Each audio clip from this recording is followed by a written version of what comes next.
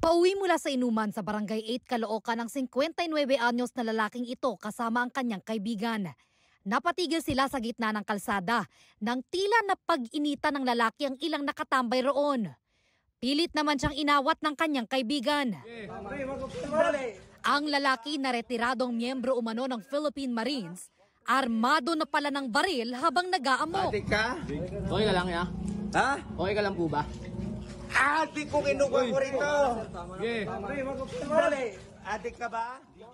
Hindi nagpaawat ang suspect na winasiwas pa ang kanyang baril. Maya-maya, kinasana niya ito at saka umalingaw-ngaw ang sunod-sunod na putok ng baril.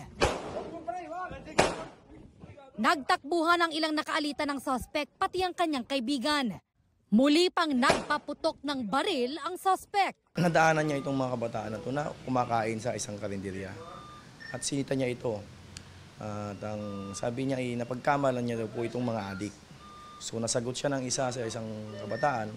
At yung pong dahilan upang bumunot ng baril itong suspect natin at bigla na lang po silang pinutukan. Dinala sa ospital ang kaibigan ng suspect na umawat sa kanya matapos itong tamaan. Tinamaan po sa hita. Daplis lang naman ho ito kaya pinauwi rin po siya sa bahay. Naaresto ang suspect sa kanyang bahay. Dahil nakainom at armado pa ng baril ang suspect, Nagpanggap po akong barangay kagawad at sinabi ko kung meron siyang reklamo na kailangan ayusin.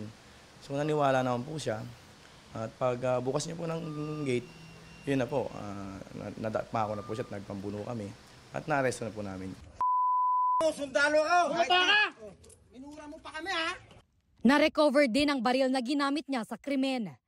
Nang kuhanan namin ng panigang suspect, ayon sa pulisya, hindi na siya inireklamo ng kanyang kaibigan.